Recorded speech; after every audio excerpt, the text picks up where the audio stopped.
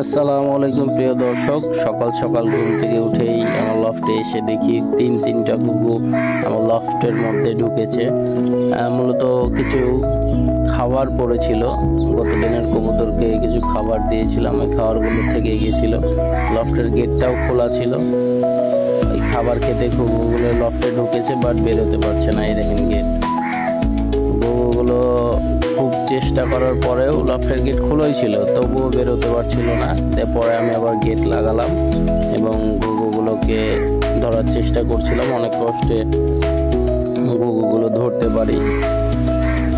তারপরে ঘুঘুগুলোকে এক এক করে রিলিজ করে দিই। একটা ঘুঘুকে তো ধরতেই পারছিলাম না। মোট 3টা ঘুঘু ঢুকেছিল, একটা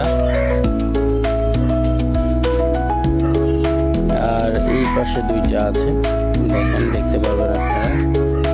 এই যে এই পাশে 2টা ঘুঘু, এই যে এটা একটা, নিচে আছে একটা, নিচে একটা। ঘুঘুগুলো খুব বেরোনোর অনেক চেষ্টা করেছে, পারে না, খুব ক্লান্ত। এই দেখেন আমি ঘুঘুগুলো ধরছি। ঘুঘু ধরে আমি খুব খুশি হয়েছি, মুখে দেখেন আমার খুশির হাসি। সুন্দর সুন্দর ঘুঘু, দেশীয় ঘুঘু। আমি 2টা ঘুঘুই একসাথে ছেড়ে দেবো এখন। একটা ঘুঘু ছিল খুব দুষ্টু, ওই ঘুঘুর তো আমি অনেক চেষ্টা করেও কোনোভাবে ধরতে পারে নাই।